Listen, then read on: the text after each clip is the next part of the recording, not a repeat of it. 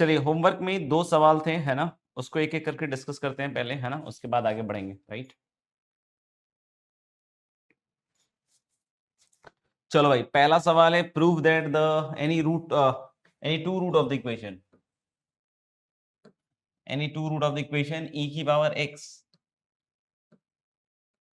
cos x equal to 1, इसके किसी भी दो रूट के बीच में इस इक्वेशन का एक रूट आएगा, ऐसा कह रहा है, ऐसा कह रहा है ना? ओके। इसके किसी भी दो रूट्स के बीच, अगर इसके दो रूट्स अगर हम अल्फा और बीटा माने, तो अल्फा और बीटा के बीच में इसका एक रूट आएगा, ऐसा ये कह रहा है। अच्छा, अगर इसमें हम रोलिस थ्योरम के हिसाब से सोचें, तो रोलिस थ्योरम क्या कहता है कि between any two root of the fx equal to 0 there exist a root of f dash, है ना? रोलिस थ्योरम में अगर हम बात करें कि between any two root of fx equal to 0 there exist a root of f dash, तो ऐसा मन में भाव आ रहा है कि भाई अगर इसके दो रूट्स अल्फा और बीटा हैं और बोला कि इसके दो रूट के बीच में इसका एक रूट आएगा, तो ऐसा लगता है कि रोलिस थ्योरम के हिसाब से वर्क करना चाहिए, है ना? कि रोलिस थ्योरम अपन लगाएं, जैसे कि अगर हम कोई फंक्शन ले लेते हैं, सपोज कर लीजिए fx, इस तरह का फंक्शन, है ना? इस तरह का एक फंक्शन ले लेते हैं, तो ऐसा मन में आ रहा है कि यार इसके दो रूट्स के बीच में इसका एक रूट है, तो हम लोग बोल रहे हैं कि ये क्वाड्रेटिक है, सॉरी ये एक फंक्शन है जो कंटिन्यूअस और डिफरेंशिएबल है ना? जो कंटिन्यूअस और डिफरेंशिएबल है, और इसके दो रूट्स की बात कर रहे हैं, अल्फा और बीटा। तो कि दो रूट अल्फा और बीटा के बीच में इसके डैश का एक रूट आ रहा होगा, तो इसका डैश निकालते हैं। तो जैसे इसका डैश निकालेंगे तो प्रोडक्ट रूल लगेगा, e की पावर x का e की पावर x cos x और माइनस e की पावर x और cos x का जो माइनस साइन x है, तो ऐसा बनेगा।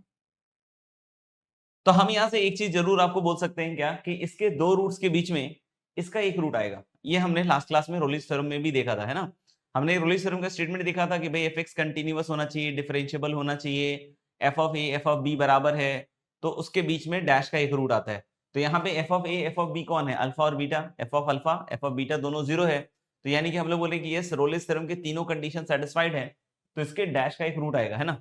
तो इसका रूट आने का मतलब क्या होगा कि दिस इक्वल टू 0 होगा। तो e की पावर x कॉमन, तो cos x minus sine x equal to 0 का रूट आएगा, है ना? इसका एक रूट आएगा। अब यहां से क्या है भाई, कि अगर इसका रूट आएगा तो भाई इसका तो रूट नहीं होगा ना, e की पावर x तो नॉन जीरो क्वांटिटी है फॉर एनी x। तो अगर e की power x for any x non zero quantity है दोस्त, तो इसका मतलब किसका रूट हुआ? इसका मतलब ये तो जीरो नहीं हो रहा है, तो इसको जीरो होना पड़ेगा। तो अगर हमने बोला भाई कि cos x minus sine x zero हो रहा है, तो इसका मतलब tan x इक्वल टू 1 का रूट आ जाएगा। सही है बात?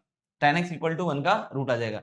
मतलब हम करने कुछ और चले थे, हम प्रूव करना चाहते थे कि भाई इसके दो रूट के बीच में इसका रूट आना चाहिए, हमें ये प्रूव करना था, है ना? और मैंने सोचा कि ठीक है भाई रोलिस थ्योरम लगा के देखते हैं। तो रोलिस थ्योरम लगाया तो हमने बोला चलिए इसके दो रूट्स मान लेते हैं अल्फा बीटा, रोलिस थ्योरम लगाया, इसका डैश निकाला, बोला इसका एक रूट होना चाहिए, लेकिन इसका तो रूट हो नहीं सकता क्योंकि e की पावर x पॉजिटिव क्वांटिटी है, तो भाई इसका रूट होगा। कुछ और गया, आ गया कि tan x इक्वल टू 1 का रूट है, जबकि हमें प्रूफ तो ये करना था, यानी बात तो यहाँ नहीं बन रही है ना। कुछ बच्चे इसमें क्या गलती कर देते हैं, गलती ऐसी करते हैं कि वो इसके बाद थोड़े से भटक जाते हैं। वो क्या करते हैं कि भाई e की power x cos x minus sine x, है ना? ऐसा ही है, जो पहला स्टेप था, इनफैक्ट है ना, पहला स्टेप ही बात कर लेते हैं ना, यही वाला स्टेप, ये वाला स्टेप। इसके बाद ये क्या कहते हैं कि भाई सर e की पावर x cos x 1 है ना? वो ऐसा सोचते हैं कि e की पावर x cos x 1 है, मतलब इसकी वैल्यू 1 हो गई सर, तो इसका रूट आ गया, ऐसा सोचते हैं वो। लेकिन हम सभी बच्चों को समझ में आना चाहिए कि भाई ये सोचना गलत है ना? ये सोचना गलत है। आप में से कोई बतला सकता है क्यों ये गलत है? बहुत सारे बच्चे इसको इस तरीके से हेंस प्रूव कर लेते हैं ना। क्या हेंस प्रूव करते हैं भाई, कि बोलते हैं कि अच्छा इसके डैश का रूट होगा और e की पावर x cos x 1 दिया हुआ है सर, तो हमने इसको 1 ले लिया, तो भाई e की power x sin x equal to 1 का एक रूट आ गया, मतलब इसका रूट आ गया, है ना? उनके हिसाब से ऐसा होता है। तो आपको समझ में आ रहा है कि this is a wrong thinking? क्या समझ में आ रहा है ये बात? और अगर आ रहा है तो बताइए क्यों रॉन्ग है?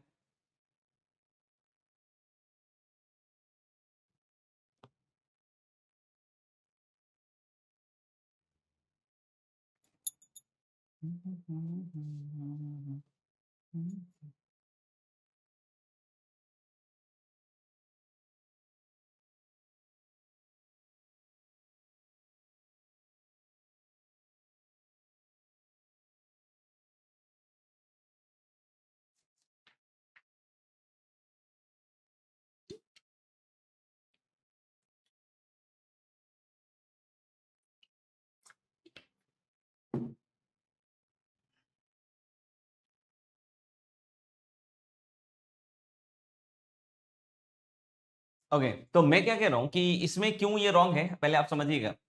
हम लोग बोल रहे थे कि अल्फा से बीटा के बीच में कोई ऐसा वैल्यू होगा। हाँ पीयूष, गुड। तो हम लोग बोले कि अल्फा से बीटा के बीच में हम कोई ऐसी वैल्यू चाहते थे जिसपे ये जीरो हो जाए। और आपने क्या किया, आपने क्या किया कि बीच के किसी एक्स के लिए e की पावर x cos x को 1 रख लिया।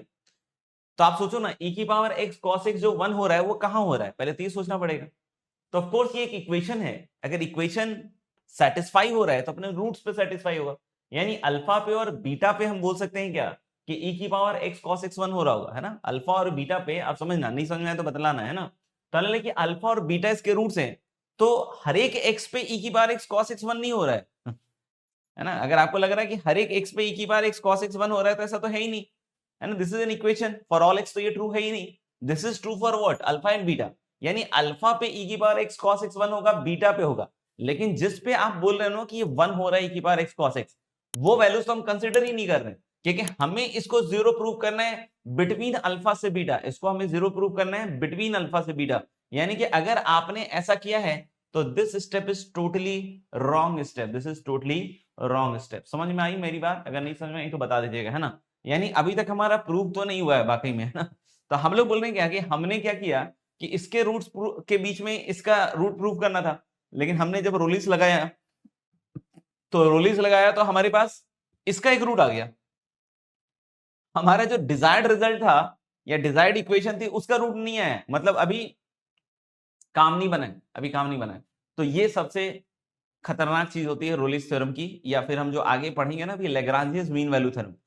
तो तो इन दोनों में इस तरह की प्रॉब्लम आती है। प्रॉब्लम किस तरह की आ रही है, आपने लास्ट क्लास में भी अगर अच्छे से पढ़ा होगा ना, तो आपको एक चीज समझ में आई होगी कि यार फंक्शन जिसके ऊपर रोलिस थ्योरम लगाना है ना, वो फाइंड आउट करना is the most important job, है ना।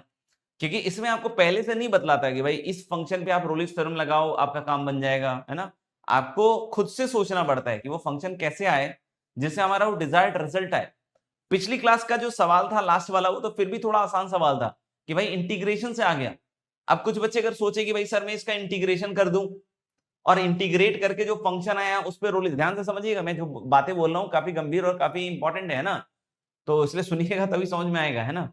इस एग्जाम्पल के माध्यम से सबसे पहले तो ये समझिए कि आपको इसके दो रूट के बीच में इसका रूट प्रूव करना था। हम जब रोलिस थ्योरम डायरेक्टली इस पे लगा रहे हैं तो मामला नहीं बैठ रहा है, इसका रूट आ रहा है ना। और अगर आपने ऐसे किया तो आपने गलत कर दिया। तो आपको सबसे पहली चीज ये ट्रिगर करनी चाहिए इस पूरे सवाल में या रोलिस थ्योरम में, और जो हम आगे पढ़ने वाले हैं लैग्रांजेस मीन वैल्यू थ्योरम, उसमें कि पहले डिसाइड करना पड़ता है फंक्शन जिसके ऊपर हम रोलिस थ्योरम या लैग्रांजेस मीन वैल्यू थ्योरम लगाएंगे। लास्ट क्लास में एक क्वेश्चन जो मैंने लास्ट में कराया था उसमें मैंने बोला कि फंक्शन निकालना इजी था क्योंकि वो इंटीग्रेट करके आ जा रहा था। अब बच्चा सोचेगा कि सर मैंने तो इंटीग्रेशन पढ़ा नहीं है, नहीं तो मैं इसको इंटीग्रेट करके निकाल लेता। तो माय डियर स्टूडेंट्स, एक चीज का ध्यान रखिएगा, अगर आप में से कोई भी अगर इंटीग्रेशन जानता भी होगा ना, तब भी इसमें कुछ नहीं उखाड़ने वाला। रीजन क्या है भाई, कि जब आप इसको इंटीग्रेट करोगे ना तो ये फंक्शन नहीं आएगा। आप इसको इंटीग्रेट भी कर लोगे ना तो ये वाला फंक्शन नहीं आएगा। तो आप बोलोगे सर मैंने इसको इंटीग्रेट करके जो फंक्शन आया उस पर रोलिस थ्योरम लगा के प्रूव कर दिया इसका एक रूट आएगा, तो उससे क्या फायदा हुआ? क्वेश्चन तो ये कह ही नहीं रहा है कि इसके इंटीग्रेट करके जो फंक्शन आया है उसके बीच, उसके दो रूट के बीच में प्रूव करना है। क्वेश्चन तो ये कह रहा है कि इसके दो रूट के बीच में इसका रूट प्रूव करना है। यानी इसका डायरेक्ट डिफरेंशिएशन भी काम नहीं आ रहा है। और कोई अगर सोचता है कि इंटीग्रेट कर लेते हैं, तो भाई इंटीग्रेशन तुम्हें आता भी होगा तो ये फंक्शन इंटीग्रेट होके नहीं आने वाला है, ये फंक्शन इंटीग्रेट होके नहीं आने वाला है। यानी कि वो भी स्ट्रेटजी वर्क नहीं करेगी, वो भी स्ट्रेटजी वर्क नहीं करेगी। तो सवाल ये आता है कि यार छोड़ दे सवाल को, नहीं नहीं ऑफ कोर्स नॉट। हम समझते हैं कि क्या करना है, तो थोड़ा सा हमें फंक्शन को ट्विस्ट करना पड़ सकता है। बहुत बार ऐसा होगा कि will have to twist the functions. आपको समझना पड़ेगा कि भाई ये आना इसी से है, लेकिन इसको कैसे यूटिलाइज करें कि इसका डेरिवेटिव ये दे, क्योंकि अभी जैसा हमने फंक्शन लिया उसमें तो डेरिवेटिव ये नहीं बन रहा है। तो क्या कुछ और चेंज कर सकते हैं? Answer is yes. चलिए देखते हैं। मैंने बोला भाई इसके रूट्स अल्फा बीटा है ना, इसके रूट्स अल्फा बीटा है इस इक्वेशन के, तो मैं बोल सकता हूं क्या कि cos x equal to e की पावर माइनस x के भी रूट अल्फा बीटा होंगे। आंसर इज यस, क्योंकि उससे तो फर्क पड़ा ही नहीं ना, e की पावर x से डिवाइड कर दिया इधर, तो e की पावर माइनस x हो गया, उससे रूट्स को क्या फर्क पड़ता है? रूट्स को तो कोई फर्क पड़ता ही नहीं है। तो यानी हम लोग बोले कि हाँ भाई इसके रूट्स अल्फा बीटा होंगे। अब मैंने बोला कि अगर इसके रूट्स अल्फा बीटा हैं, क्योंकि इसके अगर अल्फा बीटा है भाई, तो e की पावर x से डिवाइड करके इधर ले जाओगे तो इसके भी रूट्स अल्फा बीटा होंगे। आपको बोले सर मैं इसको इधर ले आता हूं तो रूट चेंज हो जाएंगे, अरे भाई नहीं होंगे। आप e की पावर -x इधर भी ले आइएगा तो इसके भी रूट जो होंगे वो अल्फा बीटा ही होंगे, इसके भी रूट्स क्या होंगे, अल्फा बीटा। तो अब क्या करने वाले सर, अब इसको fx मान के देखते हैं। तो ये थोड़ा सा आपको सोचना पड़ेगा बहुत बार, है ना। तो हमने लिखी इसको fx मानते हैं, चलिए। तो अगर हम इसको fx माने तो भाई इसके दो रूट जो कि अल्फा बीटा है ना, एफ अल्फा एफ बीटा 0 है ना, क्लियर है। तो हमने इसके दो रूट्स के बीच में इसके डैश का एक रूट आएगा, तो cos x का डेरिवेटिव आ गया दोस्त माइनस साइन एक्स, और e की पावर -x का माइनस ऑफ e की पावर -x मतलब इसका। तो क्या हम ऐसा बोल सकते हैं कि between two roots alpha and beta of this equation there is a root of this. मतलब अगर इसका एक रूट है तो सोचिएगा, इसका एक रूट है मतलब e की power -x equal to sine x का रूट हो गया दोस्त। अच्छा, तो अगर इसका एक रूट है तो e की पावर -x उधर ले जाइए, तो e की power x sin x equal to 1 का रूट हो गया। यही तो प्रूव करना था, यही तो प्रूव करना था। यानी हम लोग अब बोल सकते हैं कि इसके जो दो रूट्स हैं अल्फा बीटा, तो इसके भी रूट्स अल्फा बीटा होंगे, और इसके दो रूट्स के बीच में इसका एक रूट होगा। यहां से ये चीज प्रूव हो जाती है। यानी कि रोलिस थ्योरम और जो आगे हम Lagrange's mean value theorem use करेंगे गाइस, उसमें हमारे को सबसे पहली और सबसे इंपॉर्टेंट चीज कि किस फंक्शन पे रोलिस थ्योरम लगाएं या किस फंक्शन पे लैग्रांजेस मीन वैल्यू थ्योरम लगाएं, ये सोचना बहुत ज्यादा इंपॉर्टेंट होता है। मैं ऐसा नहीं कह रहा हूं कि हर बार आप सोच लोगे या हर बार आप नहीं सोच पाओगे, है ना। सवालों को करेंगे, समझेंगे, सीखेंगे तो ही हो पाएगा फिर से। लेकिन एक रिस्क इसमें हमेशा है कि अगर कोई नए तरह का अजूबा सा फंक्शन आ जाए तो करना मुश्किल होगा। आपके लिए नहीं, जो AIR 1 भी होगा उस साल का, उसके लिए भी करना उतना ही इक्वली मुश्किल होगा, है ना। तो इतना टेंशन वाली बात नहीं है, जितना सिखाया जाए उसको बस सीख लीजिए। इस चीज को करने से एक चीज और भी समझ में आएगी, इस तरह के सवाल को मल्टीपल करके बनाना बड़ा आसान है। जैसे हम वो फंक्शन दे दें fx इक्वल टू दैट और बोल दें between any two root of this equation there exist a root of, there exist a root of. तो एक ऑप्शन ऐसा भी हो सकता है कि e की बार x equal to sine x equal to 1 का एक रूट हो। एक ऑप्शन ऐसा भी हो सकता है कि tan x इक्वल टू 1 का एक रूट हो ना, tan x इक्वल टू 1 का एक रूट हो। एक ऑप्शन आपका ऐसा भी आ सकता है ना। तो मल्टीपल करेक्टर्स में बड़े इजीली बनाए जा सकते हैं, समझ रहे होंगे मेरे ख्याल से, है ना। अगले सवाल पे चलते हैं। अगला सवाल थोड़ा अलग सा है, यूनिक सा है, उसको भी सॉल्व करते हैं।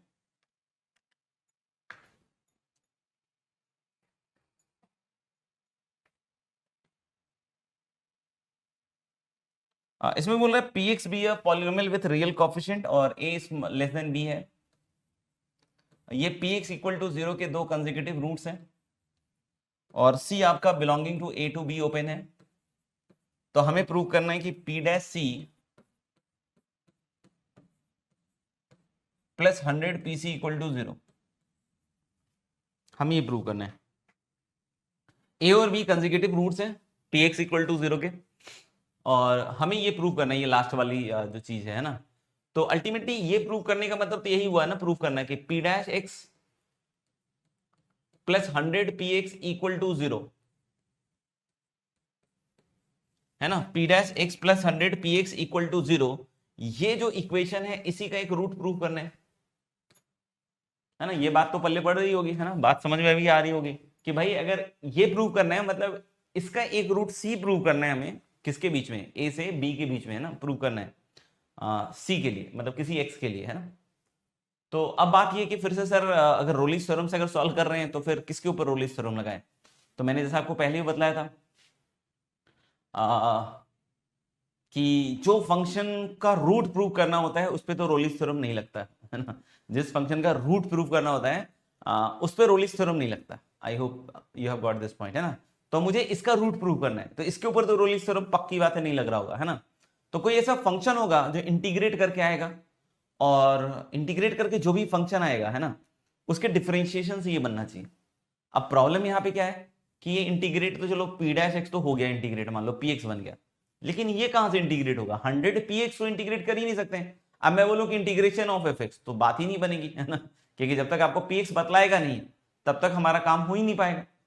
तो मेरे ख्याल से यहाँ पे सबसे बड़ी दिक्कत क्या आ रही है कि ये px तो इंटीग्रेट नहीं होता, है ना।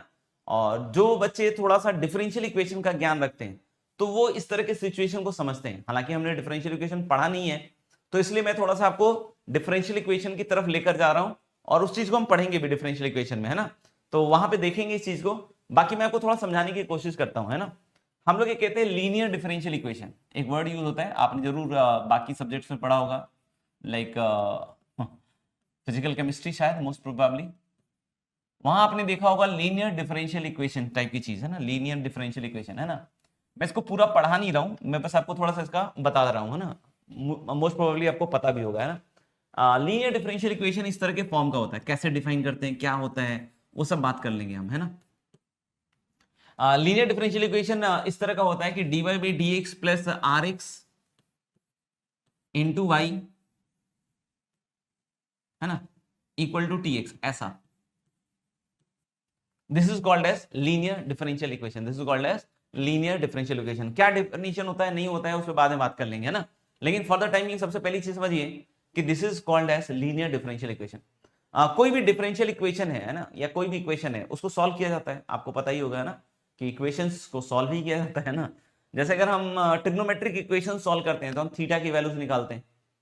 को पूछे सर आप इस डिफरेंशियल इक्वेशन को सॉल्व कर रहे हैं तो क्या निकालते हैं इसमें, ऐसी क्या चीज हम इसमें फाइंड आउट कर रहे होते हैं। तो इसमें बेटा हम y as a function of x निकालते हैं जो इस डिफरेंशियल इक्वेशन को सेटिस्फाई करे। y एज अ क्या निकालते हैं, फंक्शन ऑफ x जो इस डिफरेंशियल इक्वेशन को सेटिस्फाई करे। जैसे आप देखो dy by D X equal to E की पावर x, ये भी एक डिफरेंशियल इक्वेशन है।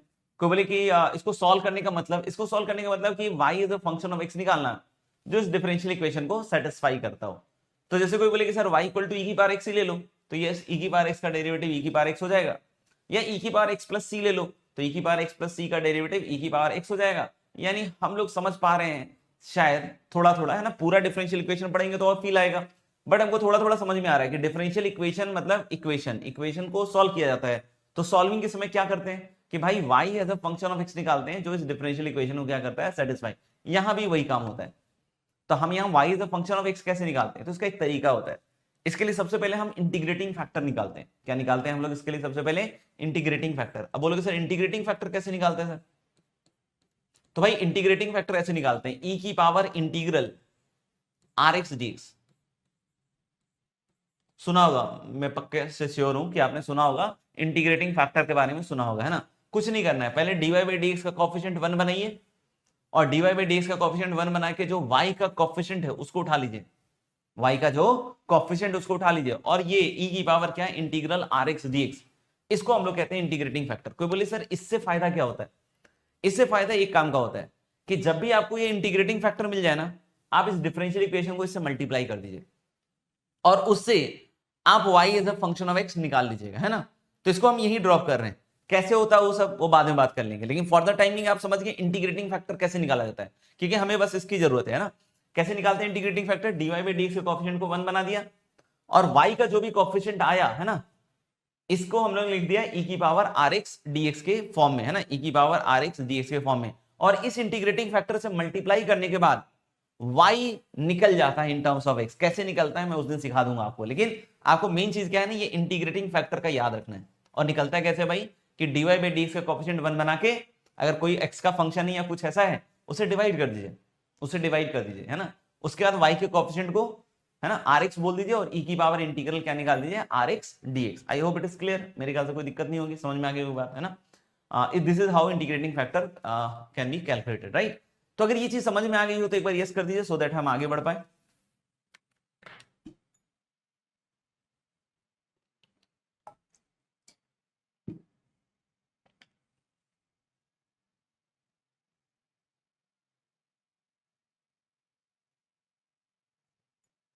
ठीक है, हम अब अपने सवाल पे दोबारा से चलते हैं ना, हम अपने सवाल पे दोबारा से चलते हैं।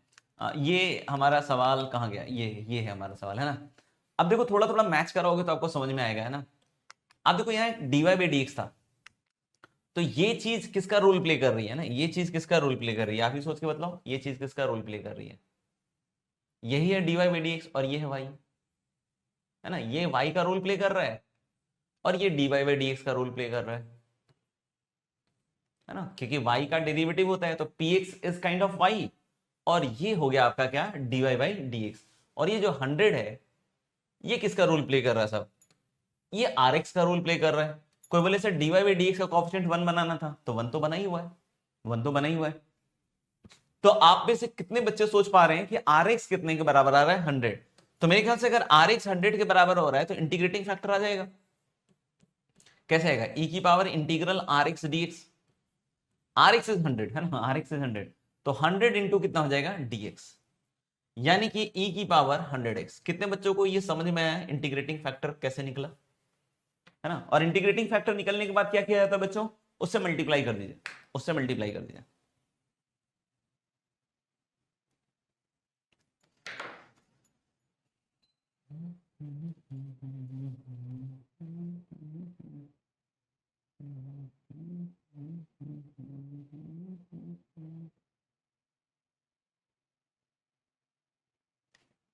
चलिए, तो मेरे ख्याल से अगर आपको इंटीग्रेटिंग फैक्टर समझ में आ गया, तो हमने क्या बोला था, उसके बाद अगला स्टेप क्या होता है कि इंटीग्रेटिंग फैक्टर से मल्टीप्लाई कीजिए। तो जैसे ही आपने इसको इंटीग्रेटिंग फैक्टर से मल्टीप्लाई किया, देखिएगा दोस्त, e की power 100x p dash x plus 100 e की पावर 100x, है ना। नेक्स्ट स्टेप हो गया हमारा into P X equal to 0, क्योंकि e की पावर 100x को 0 से मल्टीप्लाई करोगे शायद ही कोई फर्क पड़ेगा, है ना। और यही डिफरेंशियल इक्वेशन में भी होता है कि जैसे ही आपने इंटीग्रेटिंग फैक्टर से मल्टीप्लाई किया, सुनना ध्यान से इसके बाद की लाइन, है ना, जैसे ही आपने इंटीग्रेटिंग फैक्टर से मल्टीप्लाई किया, तो ये एक्सप्रेशन लेफ्ट साइड वाला, ये किसी फंक्शन का एग्जैक्ट डेरिवेटिव बन जाता है। क्या आप में से कोई बच्चा समझ के बता सकता है कि ये जो लेफ्ट हैंड साइड में लिखा हुआ है, ये किस फंक्शन का डेरिवेटिव लिखा हुआ है, ये सोच के बताइए, है ना। इंटीग्रेटिंग फैक्टर से मल्टीप्लाई करने के बाद डिफरेंशियल इक्वेशन में भी सेम चीज होती है, सेम घटना होती है, क्या कि जो लेफ्ट हैंड साइड है किसी फंक्शन का एग्जैक्ट डेरिवेटिव बन जाता है, जो दिखता है यहां से, है ना, दिख जाता है। तो आप एक बार सोच के बताइए कि कौन से फंक्शन को डिफरेंशिएट किया होगा, तो ये चीज आ गया होगा, है ना, क्योंकि इंटीग्रेटिंग फैक्टर मिसिंग था, तो ये यहां से डायरेक्ट नहीं दिखता बच्चों। लेकिन जैसे इंटीग्रेटिंग फैक्टर आ जाता है, तो इंटीग्रेटिंग फैक्टर नाम ही इसलिए है क्योंकि वो इंटीग्रेट होने के लायक हो जाता है ना।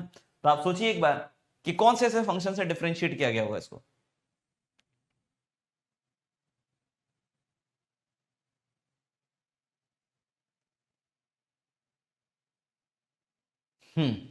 तो डेफिनेटली हम लोग यहाँ पे किसको डिफरेंशिएट किए होंगे भाई, प्रोडक्ट रूल लग रहा है ना, प्रोडक्ट रूल। डेफिनेटली हम लोगों ने इसमें मल्टीप्लाई डिफरेंशिएट किया होगा e की power 100x into P x को। आप चेक करो दोबारा से, है ना, आप चेक करो दोबारा से। जब मैं इसको डिफरेंशिएट करूंगा ना, तो e की पावर 100x कोने में px का p डैश x, है ना, e की पावर 100x कोने में px का p डैश x, फिर px कोने में चला गया, और e की पावर 100x का e की पावर 100x और 100x का करोगे 100। तो क्लियर हो गया कि भैया ये इसके डिफरेंशिएशन से आया है। तो क्या अब आपको क्लियर हुआ कि रोलिस थ्योरम के लिए फंक्शन मिल गया आपको, बधाई हो, है ना, फंक्शन आपको मिल गया। आपको इस फंक्शन पे रोलिस थ्योरम लगाना पड़ेगा। तो मैंने बोला कि भैया ये फंक्शन उठा लेते हैं, e की power 100x into P x. क्या ये रोलिस थ्योरम के सारी कंडीशन सेटिस्फाई कर रहा है? क्या ये रोलिस थ्योरम के सारे स्टेटमेंट सेटिस्फाई कर रहा है? Answer is yes. पहला स्टेटमेंट क्या था, लेट्स कम टू दैट। पहला स्टेटमेंट था कि फंक्शन डिफरेंशिएबल चाहिए, तो capital F X is definitely a continuous function. Reason क्या है कि एक्सपोनेंशियल फंक्शन है, हमेशा कंटीन्यूअस होता है। पी एक्स क्वेश्चन में बतलाया हुआ है कि it is a polynomial function, तो डेफिनेटली ये कैसा फंक्शन है, प्रोडक्ट है, कंटीन्यूअस। कोई बोले डिफरेंशिएबल है, डेफिनेटली डिफरेंशिएबल है, क्योंकि e की पावर 100x 100% डिफरेंशिएबल है, और px पॉलिनोमियल है, तो ये भी 100% डिफरेंशिएबल है। नेक्स्ट थिंग है ना, थर्ड कंडीशन कि f of a equal to f of b हो रहा है। बोलो कैसे सर? क्योंकि देखो a और b px के रूट है, तो f ऑफ a भी 0 आएगा और f ऑफ b भी 0 आएगा। a और b px के रूट हैं, तो pa pb 0 होने के कारण f b 0 आएगा। मतलब बात हो गई कि भाई ये रोलिस थ्योरम के तीनों ही स्टेटमेंट्स को सेटिस्फाई करता है। तो अगर ये रोलिस थ्योरम के तीनों स्टेटमेंट को सेटिस्फाई करता है, तो उसके कंक्लूजन को भी करना पड़ेगा, यानी कि देयर एग्जिस्ट, है ना, there exist,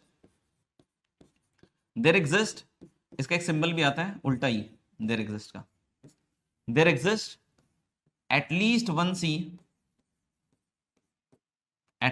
C belonging to open A से open B such that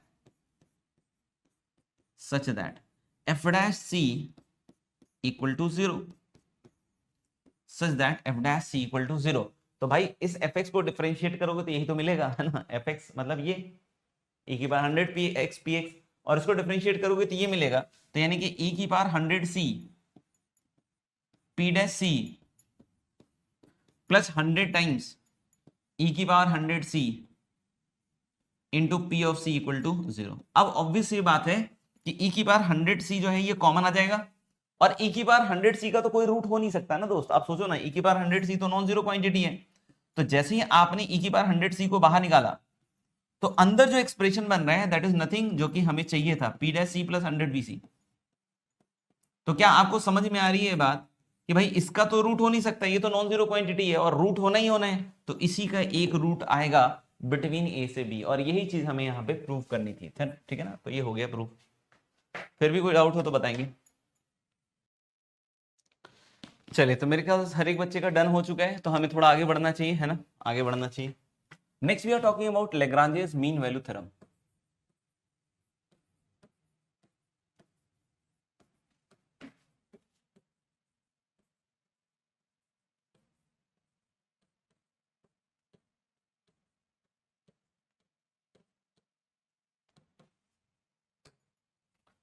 Lagrange's mean value theorem, पहले इसका स्टेटमेंट लिखते हैं ना। ये करीब करीब लेग्रांजेस मीन वैल्यू थ्योरम और रोलिंस थ्योरम दोनों के काम करने के तरीके करीब करीब सेम ही है, एक जैसे ही है। इनफैक्ट आप थोड़ी देर के बाद देखोगे कि Rollins theorem is a kind of special case for Lagrange's mean value theorem. लेकिन हिस्ट्री में रोलिंस थ्योरम पहले आया था, काफी दिनों तक उसने स्टे किया, उसके बाद आया था लेग्रांजेस मीन वैल्यू थ्योरम, तो उसका इंपॉर्टेंस फिर कम नहीं होता है ना, उसको फिर रखा गया है ना। तो लिखिएगा लेग्रांजेस मीन वैल्यू थ्योरम, है ना, इसमें लिखिएगा let y equal to fx, let y equal to fx be a function subjected to following conditions, let y equal to fx be a function subjected to following conditions, let y equal to fx be a function subjected to following conditions।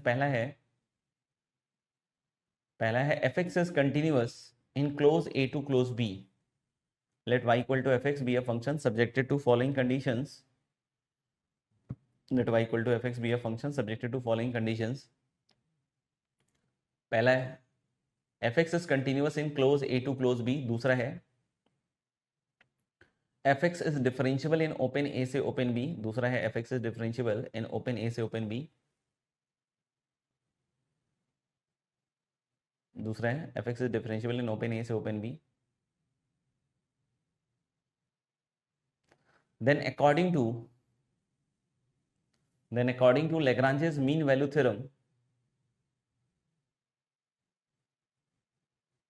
then according to Lagrange's mean value theorem, then according to Lagrange's mean value theorem, LMVT भी लिखते हैं in short हम लोग, LMVT है ना, Lagrange's mean value theorem LMVT।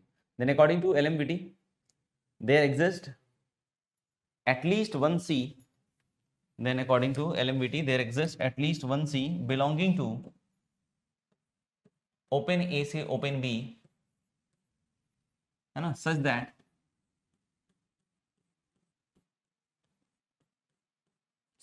f dash C equal to f of B minus f of A upon B minus A। then according to LMVT there exists at least one C, there exists at least one C belonging to open A से open B, there exists at least one C belonging to open A से open B such that f dash C equal to fb minus fa upon b minus a upon b minus a।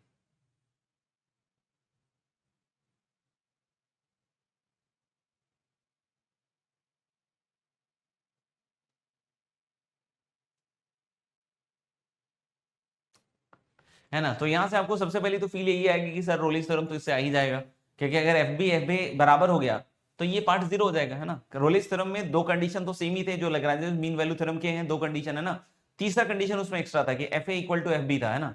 तो अगर F B minus F A अगर बराबर हो रहा है F A F B, तो इसकी वैल्यू अपने को क्या मिलेगी, जीरो, तो यानी रोलिंस थ्योरम आपका आ जाएगा, राइट। अब कोई पूछे सर ये थ्योरम है क्या, ठीक है ना, तो ध्यान से देखिएगा, यहाँ पे F A equal to F B वाला कंडीशन नहीं है, तो आप फंक्शन को बना सकते हैं, है ना, आप फंक्शन को बना सकते हैं कुछ इस तरीके से कि ए पे और बी पे कुछ हम ऐसे बना लें, ऐसा कुछ आप सिंपल तरीके से भी बना सकते हैं, जैसे मर्जी वैसे बना सकते हैं ना, कोई फर्क नहीं पड़ता है। जैसे ये पॉइंट हमने बोला दोस्त a, 0 है, और ये पॉइंट बोला हमने b, 0 है, और ये ग्राफ है आपका y equal to f x का, तो ये पॉइंट क्या हो जाएगा a, एफ है, और ये पॉइंट क्या हो जाएगा आपका b, f b. Right hand side थोड़ा देखिएगा ध्यान से ना, राइट हैंड साइड मतलब इसका राइट हैंड साइड, इसका राइट हैंड साइड को पहले फील कीजिए क्या है, मुझे लग रहा है स्लोप है, एंड पॉइंट्स को ज्वाइन करने वाले कॉर्ड का स्लोप है ना, एंड पॉइंट्स को ज्वाइन करने वाले कॉर्ड का स्लोप है। आप देखो इसको ज्वाइन करके देखो, इसको ज्वाइन करके देखो, इसी कॉर्ड का स्लोप है ना, इसी कॉर्ड का स्लोप है। तो हम लोग बोल सकते हैं कि ये जो है ये एंड पॉइंट्स को ज्वाइन करने वाले कॉर्ड का स्लोप है। और एफ डैश सी क्या होगा, एफ डैश सी मतलब सी जैसा कि बोल रहे हैं ए से बी के बीच में कोई पॉइंट होगा ना, ए से बी के बीच में कोई पॉइंट होगा। तो ये कहना चाह रहा है कि उस सी पे जो टेंजेंट का स्लोप होगा और इस सीकेंड का स्लोप होगा वो सेम होगा, मतलब कोई ना कोई ऐसा सी होगा जहां पे इस सीकेंड का slope has to be equal to tangent का स्लोप। तो आप देख सकते हो, आप देख सकते हो है ना, आप देख सकते हो, बिल्कुल इजीली देख सकते हो कि ऐसा पॉइंट सी आपको मिल जाएगा जहां पे हम लोग बोल सकते हैं क्या कि ये जो कॉर्ड है और इसका जो टेंजेंट का जो स्लोप है they are going to be equal, they are going to be what, equal. आप देख लो ऐसा सी एग्जिस्ट करेगा। आप कैसा भी ग्राफ बना लो, आप कैसा भी ग्राफ बना लो, कोई बोले सर मैं ऐसे घुमावदार बना लेता हूं, तो भाई अगर ऐसे घुमावदार भी बनाओगे तो एक से ज्यादा मिल जाएगा, एक से ज्यादा मिल जाएगा। एक तो आपको मिनिमम टू मिनिमम मिलेगा ही मिलेगा, है ना। एक तो आप जैसे भी देख सकते हो है ना कि एक तो आपको मिनिमम टू मिनिमम मिलेगा ही मिलेगा, आप चेक कर सकते हो, राइट, देख लीजिएगा।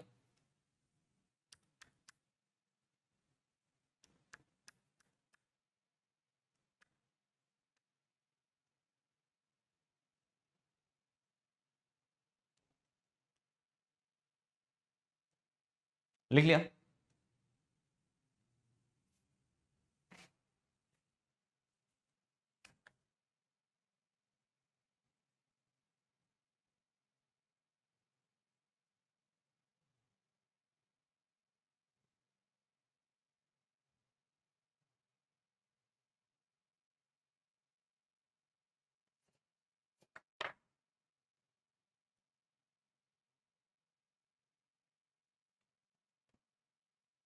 देख लीजिएगा, लिख लिया हो तो डन कर दीजिएगा, है ना।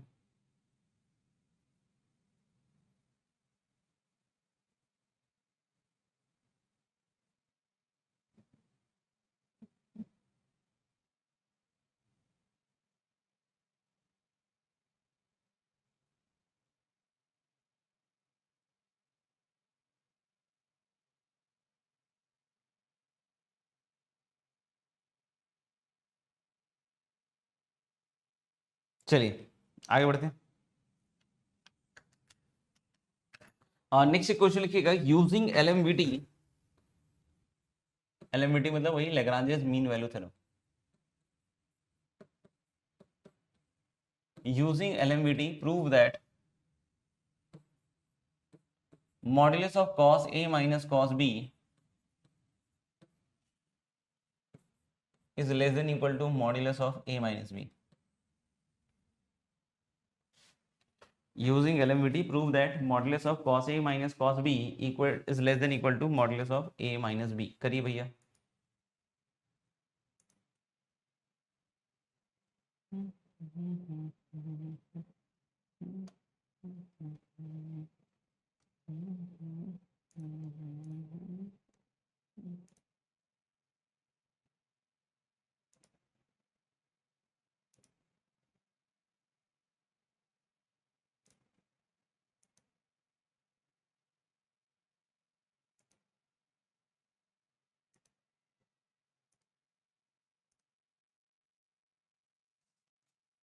हो जाए तो बताइएगा।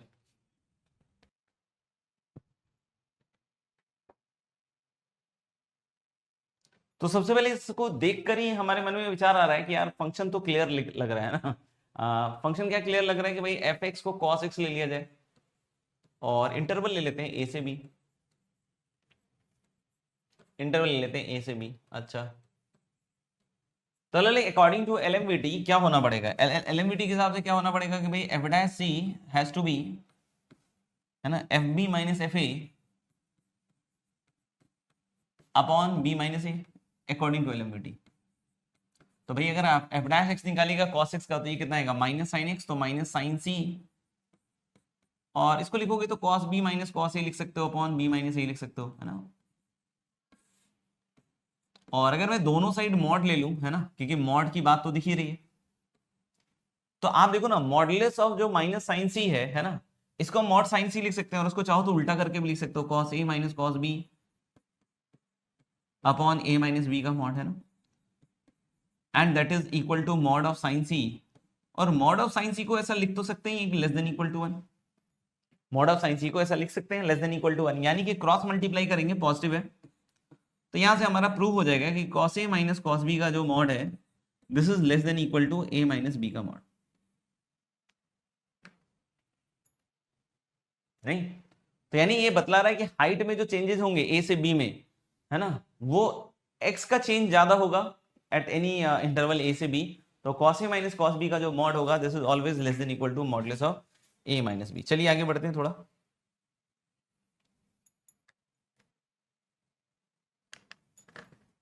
Next question is if a less than b, if a less than b, then prove that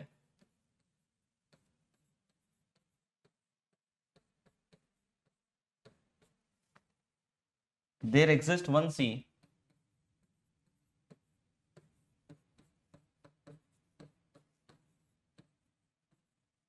there exists one c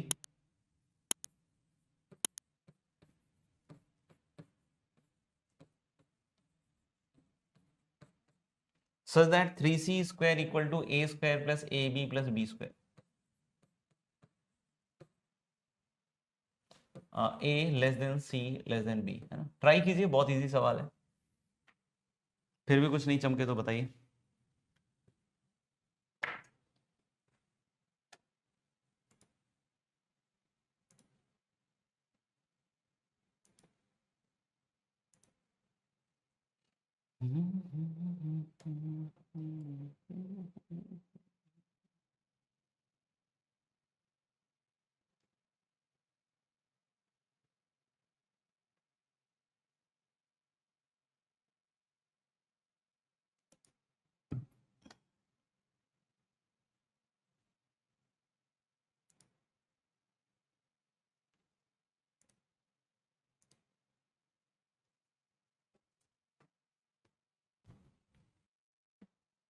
yes, इस एक्सप्रेशन को देखकर ही फील आ रहा है ना, इस एक्सप्रेशन को देखकर ही फील आ रहा है कि कौन सा फंक्शन रहा होगा जिसमें हमने एलएमवीटी लगाया होगा, क्योंकि मैंने बताया ना कि एलएमवीटी में सबसे बड़ा पॉइंट ये रहेगा हमेशा कि किस फंक्शन पे लगाएं।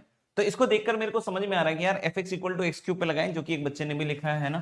तो हम लोग लेके f x equal to x cube ले लीजिए, किसके बीच में ले लीजिए भाई, ए से बी। तो एलएमवीटी क्या कहेगा कि कोई ना कोई सी होगा बिटवीन ए से बी, जहां F dash C has to be F of B, F of B minus F of A upon B minus A, ऐसा कुछ होना चाहिए। तो जब आप एफ डैश सी निकालिएगा तो 3c क्यूब आएगा, और इधर आएगा बी क्यूब माइनस ए क्यूब अपॉन बी माइनस ए, फैक्टर है ना बी माइनस ए का, सॉरी बी क्यूब माइनस ए क्यूब का एक फैक्टर होता है बी माइनस ए। तो अब ये बी माइनस ए कटेगा तो क्या मिलेगा, यही तो मिलेगा ना, b square plus a b plus a square. तो हो गया ना प्रूफ, ज्यादा हो गया 3c क्यूब नहीं 3c स्क्वायर हो दोस्त, है ना, नहीं तो ज्यादा प्रूफ हो जाएगा। ठीक है,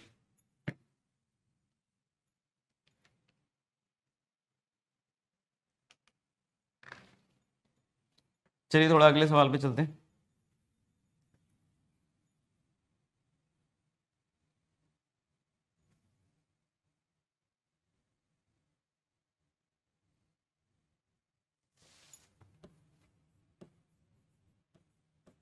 prove that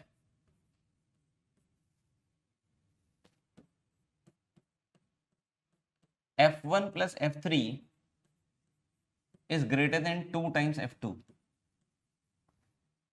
where f dash x is strictly increasing, strictly increasing।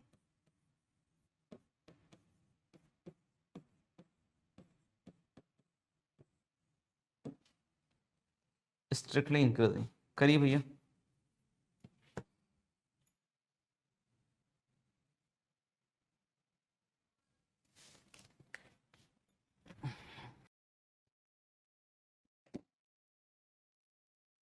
चलिए डिस्कस करते हैं, है ना, डिस्कस कर ले।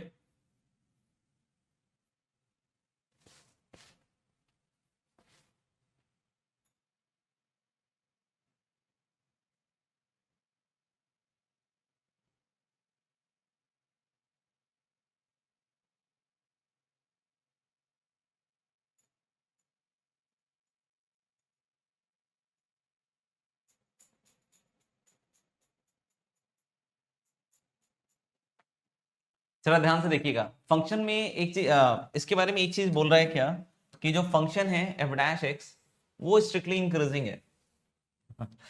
एफ डैश इंक्रीजिंग है भाई, एफ डैश। तो अगर एफ डैश इंक्रीजिंग है तो डबल डैश कैसा होगा, डबल डैश कैसा होगा, है ना। एफ डैश अगर इंक्रीजिंग है तो एफ डबल डैश कैसा होगा, सोचिए। पॉजिटिव, पॉजिटिव, क्योंकि अगर एफ इंक्रीजिंग है तो एफ डैश कैसा होता है, पॉजिटिव। तो अगर एफ डैश खुद स्ट्रिक्टली इंक्रीजिंग है तो डबल डैश कैसा होगा, तो हम लोग लेंगे double dash must be positive, तभी तो कंक्लूड किया होगा आपने कि F dash is strictly increasing, है ना। तो अब मेरे को एक चीज समझ में आ गई कि भैया एफ डबल डैश अगर पॉजिटिव है तो फंक्शन कैसा होना चाहिए। तो आई थिंक अगर एफ डबल डैश पॉजिटिव है तो फंक्शन मुझे लगता है कॉनकेव अप होगा, it has to be concave up, क्योंकि d2y अपॉन dx2 पॉजिटिव का मतलब ही होता है कि फंक्शन की कॉनकेविटी कैसी रहेगी दोस्त, अप रहेगी, है ना। ये मैंने पॉइंट मान लिया 1 वाला। तो 1 कॉमा f1, है ना। फिर ये वाला पॉइंट मान लिया मैंने 3 वाला, तो ये हो गया 3 कॉमा f3। ठीक बात है, 3 कॉमा f3, सोच लो आराम से देख लो कॉनकेव अप 1 कॉमा f1 और वो मान लिया 3 कॉमा f3, एक बीच में पॉइंट आएगा 2 कॉमा f2।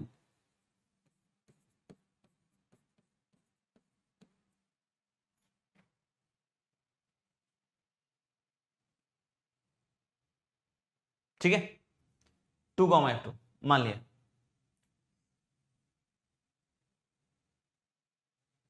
अच्छा, अब मैं क्या सोच रहा था, अब मैं क्या सोच रहा था कि एक तो मैं ऐसे सोच रहा था, ऐसे मन में आ रहा है देखना, कि इसका जो स्लोप है, इसका जो स्लोप है, क्या है इसका slope, f3 minus f1 upon 3 minus 1 that is 2, and points का स्लोप, एंड पॉइंट्स का स्लोप। ठीक है, ठीक है।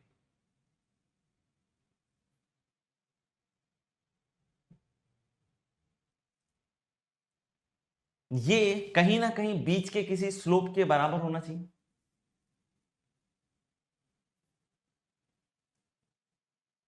हमें एक और पॉइंट इन्वॉल्व करना है दोस्त, 2f2, f2 भी इन्वॉल्व करना है ना, 3 माइनस 1 तो 2 हो ही जाएगा। किसी ना किसी पॉइंट पे टेंजेंट के स्लोप के बराबर होगा।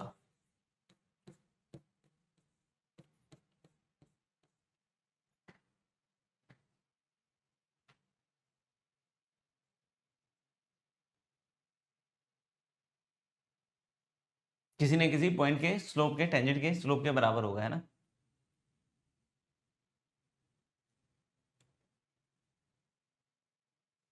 मुझे लग रहा है कुछ गड़बड़ दे दिया यार मैंने, एक बार चेक कर लेता हूँ सही है या गलत है एक बार। वैसे तो सही होगा मोस्ट प्रोबेबली, हाँ नहीं है तो सही, ठीक है।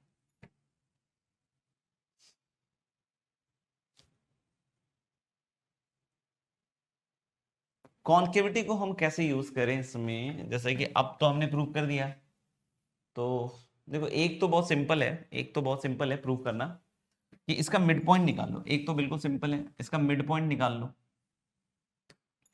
इस पॉइंट को अगर मैं लिखूंगा तो ये कितना हो जाएगा, 3+1 दैट इज 4/2 दैट इज 2, और इसका ये वाला पॉइंट हो जाएगा f1 प्लस f3/2, है ना। एक तो बहुत सिंपल है, ऐसे निकाल सकते हैं ना, कि अगर मैं बोला हूं कि इन दोनों का जो मिड पॉइंट होगा 3+1 4/2 दैट इज 2, ये इसी लाइन पे आएगा, है ना। और ये वाला कितना आएगा, f1 प्लस f3/2। तो यहां से मुझे एक चीज तो समझ में आ गई दोस्त, कि जो f1 प्लस f3/2 होगा this must be greater then f2। क्यों सर, क्योंकि इस पॉइंट का जो y कोऑर्डिनेट है वो इस पॉइंट के y कोऑर्डिनेट से बड़ा है, यानी यहां से क्लियरली दिख रहा है मुझे कि f1 plus f3 has to be greater than 2 times f2। क्या ये समझ में आया सबको, एक बार चेक करके बताओ, सबको ये समझ में आया ये वाला पार्ट।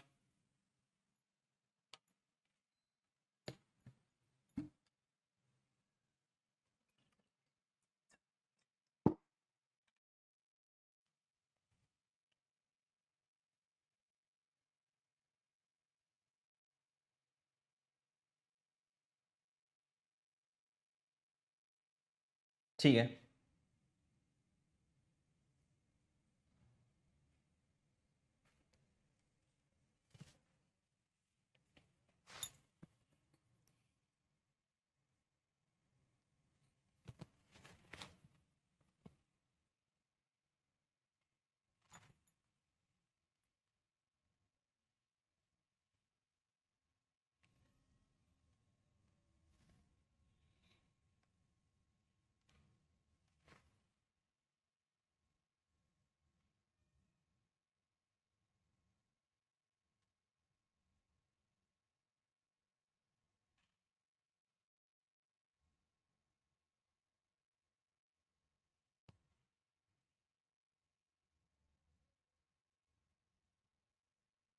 क्लियर है ना? हाँ, इसको मैं दूसरी तरीके से एक बार ट्राई करता हूँ। दूसरा मेथड लिखते हैं ना, LMVT टाइप में। मैं क्या कह रहा था कि 1 से 2 में एक बार LMVT लगाते हैं। तो 1 से 2 में अगर LMVT लगाते हैं गाइस, तो हम लोग क्या बोल सकते हैं कि there must be some C1, है ना? सोचते रहना आराम से, है ना, कि there must be some C1 in 1 से 2 जहां पे ये चीज हो रही होगी। ठीक है। फिर मैं दूसरा एक लगाता हूं 2 से 3 के बीच में LMVT। तो मैं ऐसा भी तो बोल सकता हूं ना यार कि F3 माइनस F2। अब सभी बच्चे बतलाएंगे, है ना, सभी बच्चे बतलाएंगे इसके बाद वाला स्टेप। तो ये F'(C2) होगा। अब मुझे सभी बच्चों से आंसर चाहिए इस बात का कि अब F'(C1) और F'(C2) में कौन बड़ा होगा, है ना? F'(C1) और F'(C2) में कौन बड़ा होगा, बताओ। Which one is greater? F'(C1) is greater or F'(C2) is greater? F' is increasing function, है ना? F' is strictly increasing function। तो अगर F' is strictly increasing function, तो सभी बच्चे बतलाएं कि F'(C1) और F'(C2) में कौन बड़ा है। क्योंकि देखो, जितना ज्यादा इनपुट होगा उतना आउटपुट आएगा, है ना? तो C2 बड़ा है हमेशा, क्योंकि C2 2 से 3 के बीच का है और C1 जो है 1 से 2 के बीच का है। तो यानी कि F'(C2) has to be greater than F'(C1). This is our method number 2, है ना? ये मेथड नंबर 1 हो गया, हालांकि देख लीजिएगा आप, है ना, अपने हिसाब से। तो F'(C2) has to be greater than F'(C1). तो यानी कि मैं यहाँ पे क्या बोल सकता हूँ कि F2 माइनस F1, नीचे तो 1 ही है ना, नीचे तो 1 ही है, 2 minus 1 is going to be 1, है ना, is less then F3 minus F2। F2 को इधर ले आओ भाई, तो 2F2 is less then F1 को उधर ले जाओ, is less then F1 plus F3। तो ये भी आ जाएगा, है कि नहीं? ये चीज आ जाएगी। क्लियर है क्या?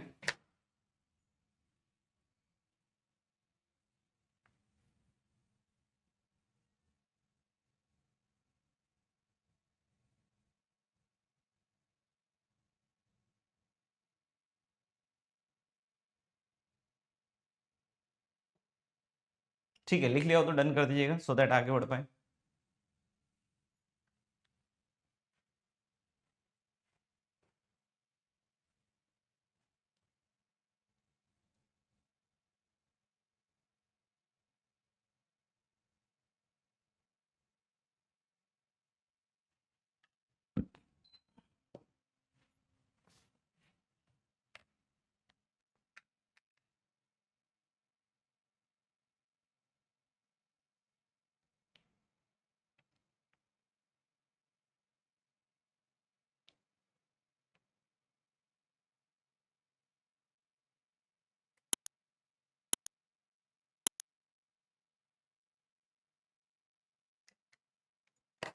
ओके गाइस, नेक्स्ट सवाल पे चल रहे हैं, है ना, नेक्स्ट सवाल पे चल रहे हैं। Let small f and g be continuous in close A से close B and differentiable in open A से open B and differentiable in open A से open B with g dash x not equal to 0 for all x belonging to A से B. Prove that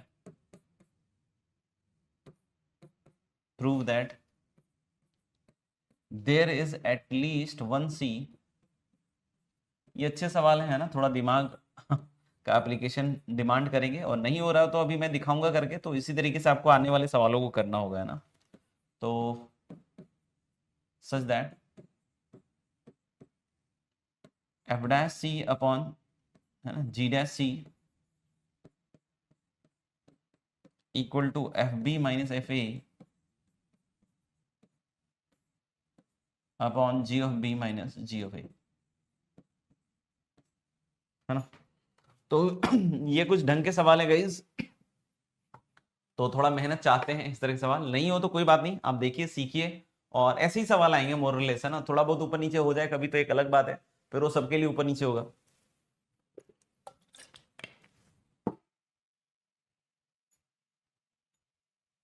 हो जाए तो बताइएगा।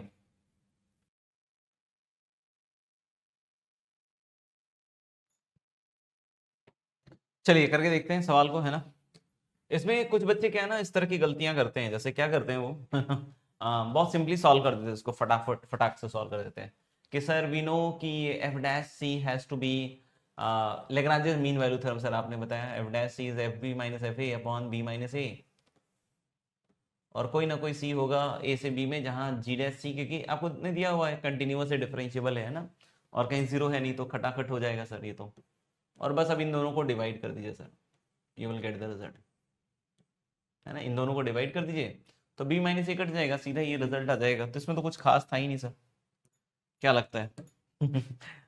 कितना सही है ये प्रूफ, कितना सही है ये प्रूफ, क्या लगता है बताइए, any opinion about this?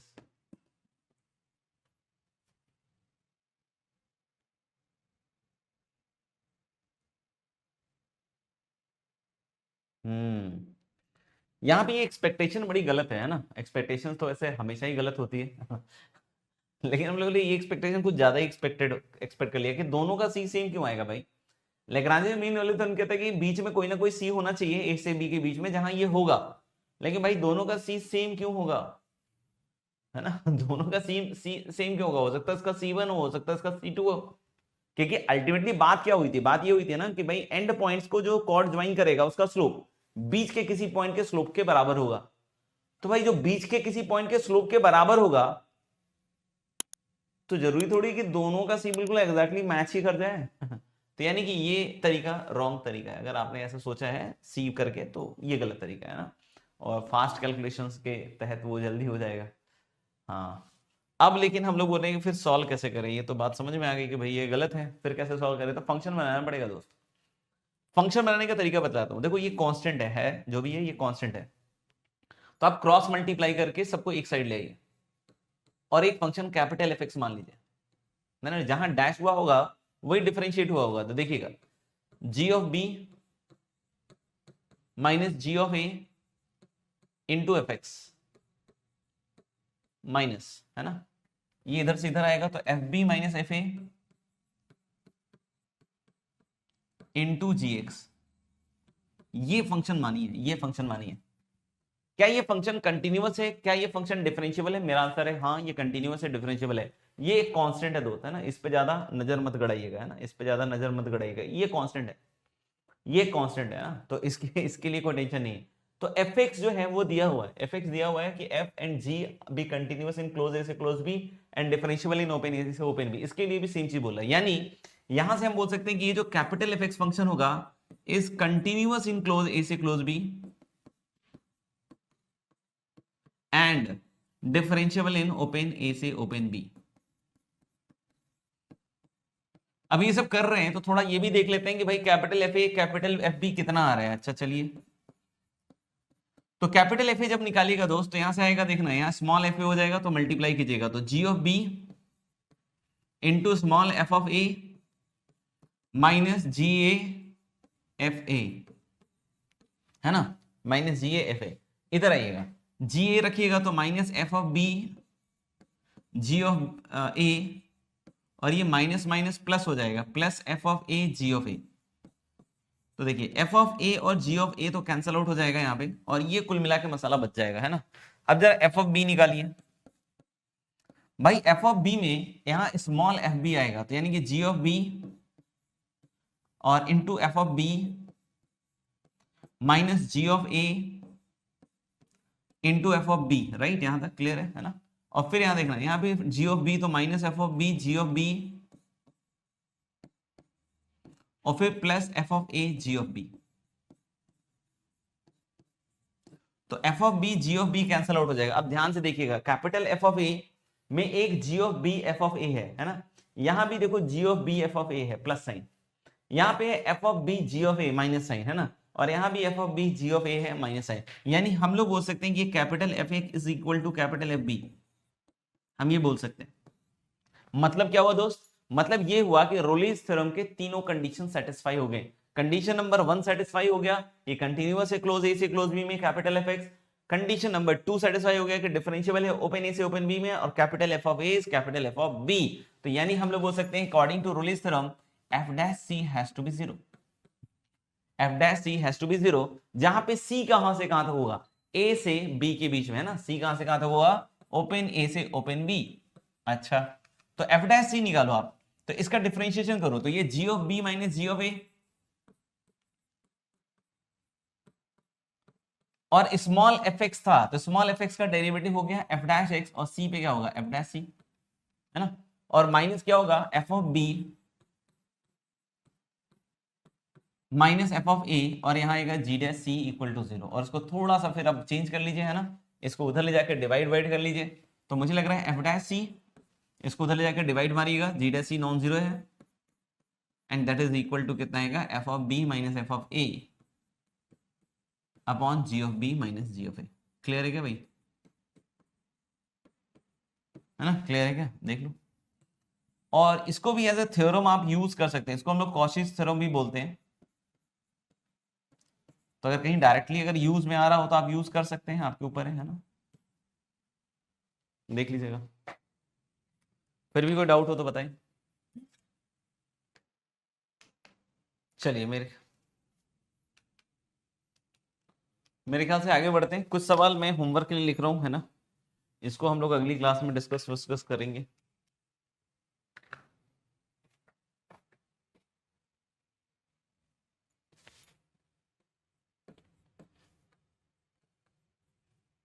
if functions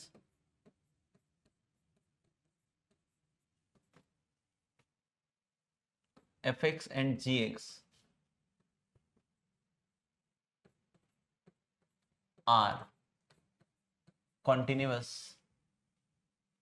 in close a to close b and differentiable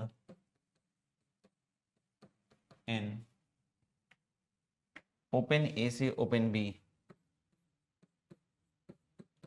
prove that there will be at least one c belonging to open a से open b such that, है ना, such that this determinant f of a f of b, सोचिएगा, है ना, सही तरीके से सोचिएगा तो बन जाते हैं सवाल, नहीं होगा तो फिर डिस्कस करेंगे। G of A G of B equal to B minus ए,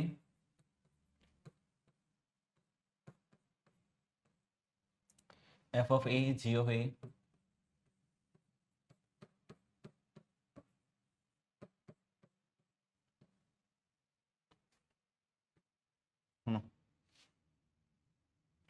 हाँ, इसको पहला नंबर दे देते हैं। दूसरा है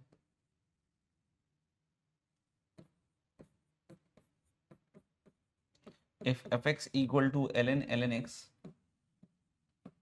x greater than e, prove that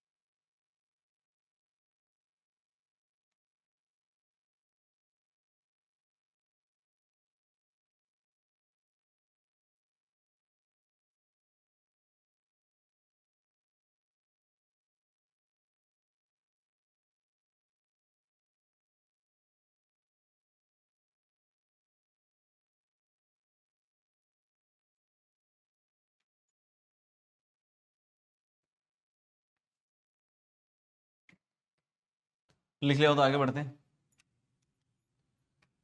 third,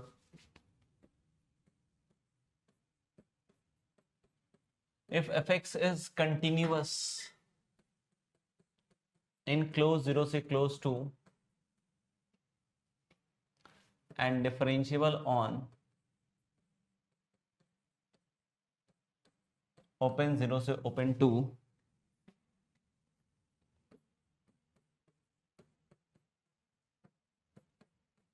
f of 0 is 2, f of 2 is 8, and f dash x less than equal to 3 for all x belonging to 0 से 2, then find f1.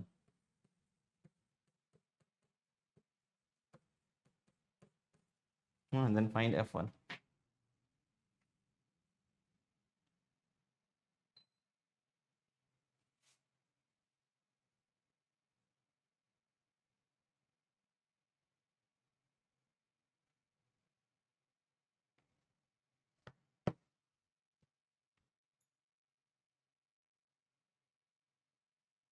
लिख लिया?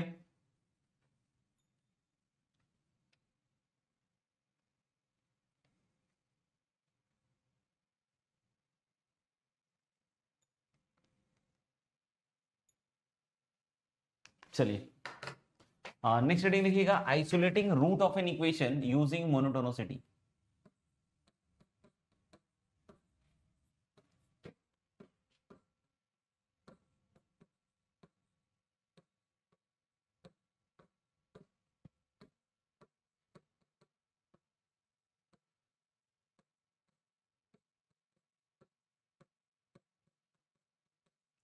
Isolating root of an equation using monotonicity. हालांकि इस पे हम सवाल already कर चुके हैं और मैंने बताया भी है इस तरह के क्वेश्चन को कैसे किया जाता है कि किसी भी फंक्शन के अगर रूट्स वगैरह की बात हो रही है, नंबर ऑफ रियल रूट्स या इस तरह की बात हो रही है, तो ग्राफिकली बहुत बार हमारे को करने का तरीका होता है। और ग्राफिकली कैसे कर पाएंगे? जब हम उस फंक्शन का ग्राफ बनाएंगे, मोनोटोनिसिटी दिखेंगे, तभी जाके समझ में आएगा कि भाई कितने रूट्स आ सकते हैं, कितने नहीं आ सकते। तो ऐसे सवाल आपको निरंतर मिलते रहेंगे, है ना। बाकी अभी एक दो सवाल छोटे छोटे कर लेते हैं, ठीक है ना। तो शीट वगैरह में मिले होंगे आपको जरूर से। पहला है नंबर ऑफ रूट्स, है ना, ऑफ द इक्वेशन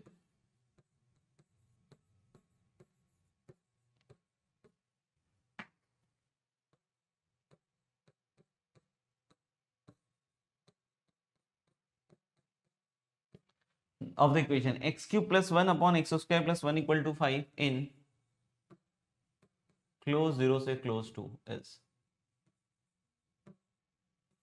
है ना। बताइए फटाफट से।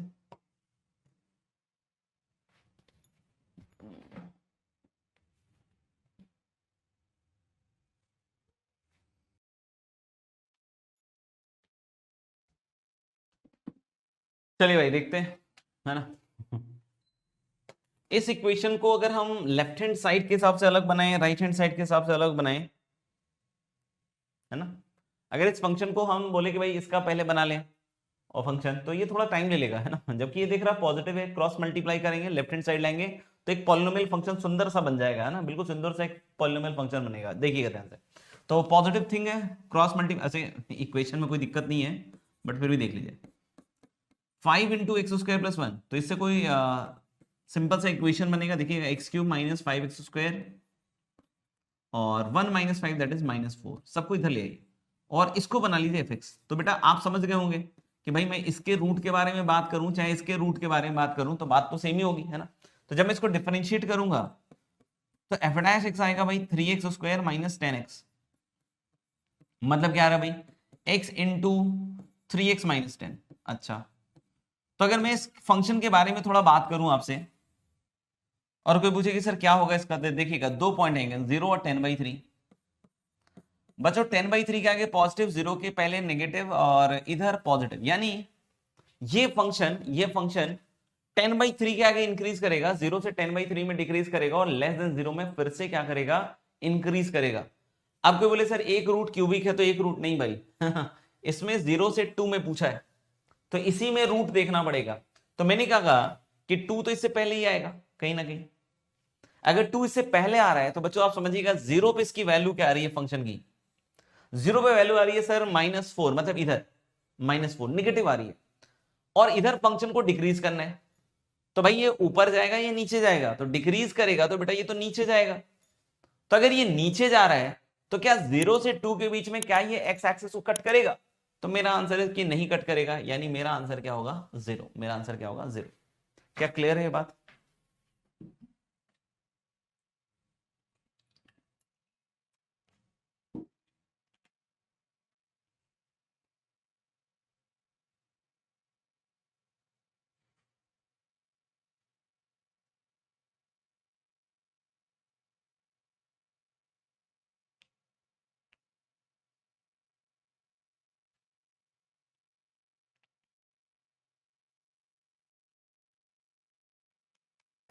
चलिए भाई एक सवाल और लिखिए।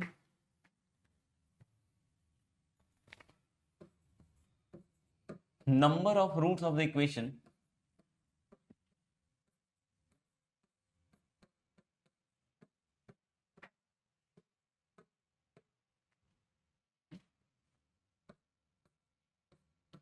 One by X plus one का होल क्यूब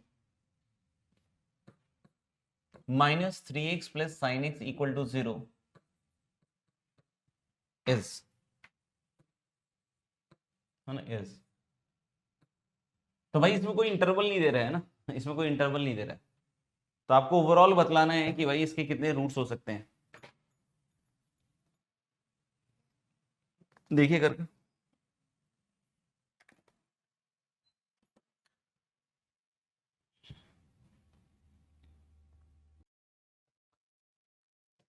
चलिए बच्चों देखते हैं इसको भी, सवाल को भी हल करके। अच्छा होमवर्क लिख दीजिएगा एक बार, जो भी होमवर्क दिया था लास्ट क्लास में, है ना, the homework which I have given you in the last class, उसको एक बार चैट बॉक्स में लिख दीजिएगा, है ना। तो इसका एफ डैश एक्स निकालते हैं। तो एफ डैश एक्स कितना आएगा भाई, -3 अपॉन एक्स प्लस वन की पावर 4 -3 प्लस कॉस एक्स। देख लो फंक्शन थ्रू आउट डिक्रीजिंग है, फंक्शन थ्रू आउट डिक्रीजिंग है। सर कैसे डिक्रीजिंग है, शांति से देख लीजिए। -3 और cos x में -3 का पलड़ा भारी होगा और cos x को पूरी तरह दबा देगा, तो ये नेगेटिव हो जाएगा। और ये तो बेटा आपको दिख ही रहा है x प्लस वन की पावर 4 पॉजिटिव है और बाहर माइनस साइन है, तो ये टर्म तो नेगेटिव आपको दिख ही रहा होगा, है ना, ये टर्म नेगेटिव दिख रहा है और cos x को -3 दबा देगा, मतलब ओवरऑल कैसा हो गया नेगेटिव, यानी फंक्शन डिक्रीजिंग है। यहाँ पे जो बच्चे एक बात चूक जाते हैं ना बहुत बुरी तरीके से, जो कि मैं पहले दिन से सिखाता आ रहा हूँ, है ना, right from the first day, कि भाई डोमेन का थोड़ा ध्यान रखा करो। अब यहां पे देखिएगा तो डोमेन -1 पे डिफाइन नहीं है दोस्त, -1 पे डिफाइन नहीं है, मतलब x इक्वल टू -1 पे एक वर्टिकल लाइन है। अब आप देखो माइनस इंफिनिटी पे फंक्शन कहां जा रहा है बच्चों, ध्यान देखना, माइनस इंफिनिटी पे this term is going to be 0, ध्यान से देखिएगा, माइनस इंफिनिटी पे ये माइनस इंफिनिटी जाएगा, 1 अपॉन माइनस इंफिनिटी कहां चला जाएगा 0। अब यहां देखिएगा माइनस इंफिनिटी पे माइनस माइनस प्लस इंफिनिटी, यानी कि ये इंफिनिटी से आएगा, इंफिनिटी से, और ये तो तुच्छा सा क्वांटिटी है, -1 से 1 के बीच में क्या लेना देना है, तो ये इंफिनिटी से आएगा और फंक्शन थ्रू आउट डिक्रीज करेगा। और -1 पे डिफाइंड नहीं है, लेकिन -1 के पहले डिक्रीज करते करते ये माइनस इंफिनिटी जाएगा दोस्त, है ना। ग्राफ के ये बिहेवियर से आप मेरे ख्याल से परिचित होंगे अच्छी तरीके से, किस तरीके से डिक्रीज करते करते ऐसे जाएगा, है ना, क्योंकि -1 पे नॉट डिफाइंड है। लेकिन जैसे ही -1 के आगे बढ़ेंगे तो फिर से ये आप देखना, आप चेक कर लो ना, -1 से थोड़ा बड़ा क्वांटिटी डाल दो, -0.99, है ना, तो जैसे ही -0.99 यहाँ ठूसोगे, ये 0.000 समथिंग 1 बनेगा, और 1 upon a very small quantity is going to be a very large quantity, है ना। 0 पे वैल्यू निकालोगे तो मुझे लग रहा है कि 1 आएगी, तो ये कुछ ऐसा जाएगा, है ना। और इंफिनिटी पे देखोगे तो ये माइनस इंफिनिटी चला जाएगा, तो डिक्रीज करते करते ऐसे जाएगा। तो how many roots for this equation, I think there are two roots, there are two roots. आजा, चलिए भाई बताइए, एमओडी एक्सरसाइज 7 में किसी को कुछ पूछना हो तो फटाफट से पहले तो वो बतला दीजिए ना, एमओडी मतलब method of differentiation exercise 7। Anyone wants to ask exercise 7, तो फटाफट से बतलाइए एक्सरसाइज 7 में कोई डाउट हो तो। 12 सवाल हैं, कोई भी पूछना हो तो बताएंगे। Question number 1, okay. एक्सरसाइज 7 में शायद क्वेश्चन नंबर 1 कह रहे हैं साहब, ठीक है। इसमें देख सकते हो कि क्वेश्चन नंबर 1 में सबसे पहले हम डिग्री निकालेंगे पॉलिनोमियल की। एफ ऑफ 2x लिखा हुआ है F dash X into F double dash x, है ना। एफ ऑफ 2x क्या लिखा हुआ है, F dash X into F double dash x. ध्यान से देखना, तो अगर मैं एफ एक्स को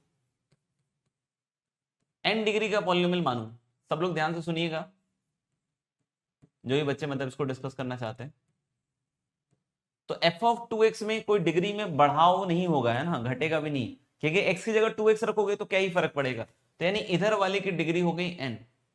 अच्छा, ये वाला जो डैश होगा ना, तो अगर एफ एक्स एन डिग्री का है तो इसका highest power n minus one होगा, है ना। सिर्फ हाईएस्ट पावर का काम कर रहे हैं ना, ए एन वेन लिखना हो तो लिख लो n टाइम्स, उससे कोई फर्क नहीं, मैं डिग्री पे काम कर रहा हूं। आप ऐसे सोच लो कि इसकी डिग्री है भैया n माइनस वन, यानी इसमें x का highest power n minus one होगा और इसमें n माइनस टू। तो F dash X into F double dash X में highest power n minus one into N minus two नहीं होगा, क्योंकि इसमें x की पावर n माइनस वन है, इसमें x की पावर n माइनस टू है। तो जब इसका प्रोडक्ट लोगे तो x की हाईएस्ट पावर आएगी n minus one plus n minus to, क्योंकि एक्सपोनेंट में ऐड होता है। तो यानी यहां से n की वैल्यू आ जाएगी आपकी 3। मतलब इस इक्वेशन को सेटिस्फाई करने वाला एक क्यूबिक पॉलिनोमियल होगा। आपको इसके बाद क्या करना है वो मैं बता देता हूं, आगे आप कर लीजिएगा। एफ एक्स हम लेंगे guys A X cube plus B X square plus C X plus D, है ना, ये लेंगे। और अब एफ ऑफ 2x निकाल लीजिए, फिर एफ डैश एक्स निकाल लीजिए, फिर एफ डबल डैश एक्स निकाल लीजिए, और निकाल के सबको इसमें रख दीजिए इस इक्वेशन में। और दोनों साइड फिर कोएफिशिएंट्स कंपेयर कर लीजिए, सब एबीसीडी आ जाएगा, है ना, सब एबीसीडी आ जाएगा। आगे कर लीजिएगा, है ना। और कोई है तो बताएंगे, है ना, एक्सरसाइज के साथ बताइए तो ज्यादा बेटर है। बाकी आप ऐसे लिख रहे हैं क्वेश्चन नंबर 2 और 9 तो ज्यादा समझ नहीं आ रहा। आई होप शायद 7 का ही पूछ रहे होंगे फिर। चलिए इसी का देख लेते हैं ना। सेकेंड वाला कह रहा है कि 2x इक्वल टू वाई की पावर 1/5 प्लस वाई की पावर माइनस 1/5, है ना, ऐसा लिख रहा है। तो y की पावर 1/5 को u मान लीजिए आप, तो this will give you 2x equal to u plus 1/u, है ना।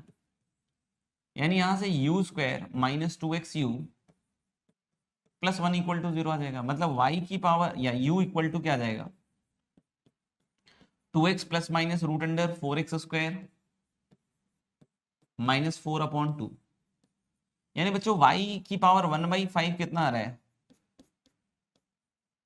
और इसके बाद मुझे लगता है आप लोग कर लीजिएगा, है ना। इसके बाद y निकाल लीजिए यहाँ से, x plus minus root under x square minus 1 की पावर 5, है ना।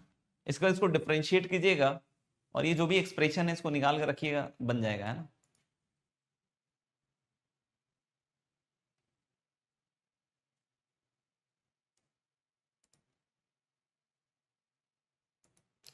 हमेशा से निकलती आ रही है भार्गव दास, ये पहला साल नहीं है ना, तो आपने कुछ गलत किया होगा, चेक कर लीजिएगा आप। मल्टीप्लिकेशन या तो आपने ज़्यादा कर दिया होगा या मल्टीप्लिकेशन कम कर लिया होगा, ऐसा कुछ कर दिया होगा। तो पहला साल नहीं है इसका। क्वेश्चन नंबर 9 क्लास में बहुत सारे सवाल ऐसे करवाए गए थे, है ना। बताया था कि इसमें आपको पार्शियली डिफरेंशिएट करना चाहिए, है ना। फंक्शनल इक्वेशंस वाले सवाल है ये, है ना। तो minus f x upon 2 equal to f y, है ना, minus a upon 2 plus x y. तो पार्शियली डिफरेंशिएट वाले फंडे से बताएं कि अगर विथ रेस्पेक्ट टू आप y डिफरेंशिएट कीजिएगा तो F dash x plus y upon 2 equal to f dash y upon 2 और plus x with respect to y कर दिया, है ना। और फिर अगर आपको इसमें देखोगे तो एफ डैश 0 पता है, तो y को 0 रख दीजिए। तो y को जैसे ही 0 रखेंगे तो F dash X equal to आ जाएगा F dash 0 plus 2x।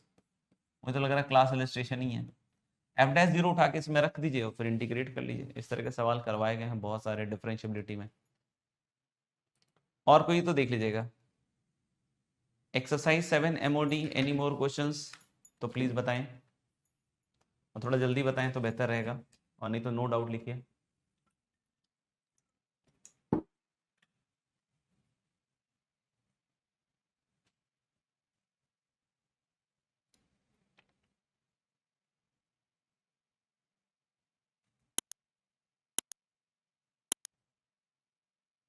Question number 4।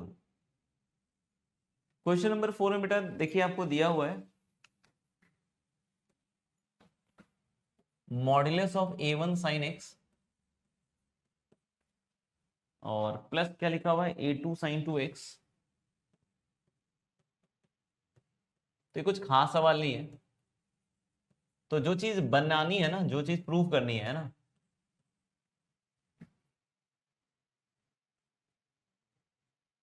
उसको देख लीजिए कैसे निकलेगा, है ना। तो मैं क्या कह रहा हूं कि दोनों साइड मॉड x से डिवाइड कर लीजिए, दोनों साइड मॉड x से डिवाइड कर लीजिए मेरे ख्याल से, है ना। और मॉड x से डिवाइड कीजिएगा तो सबके नीचे चला जाएगा ये, और दोनों साइड लिमिट ले लीजिए x इज अप्रोचिंग 0 दोनों साइड।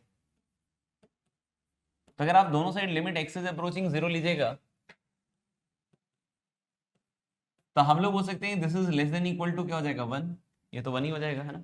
और इधर की साइड अगर आप देखिएगा तो this is modulus of a1, इसको 2 से मल्टीप्लाई डिवाइड कर लीजिए तो 2a2, और ऐसे ही लास्ट तक आ जाएगा nan, है ना, देख लीजिएगा। और कोई सवाल है एक्सरसाइज 7 में तो जल्दी बतलाइए।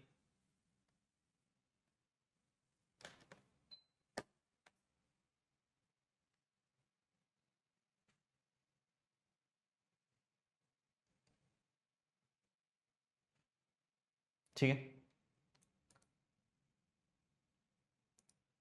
तो चलिए एमओडी वाली एक्सरसाइज हमारी हो गई फिर, इसका मतलब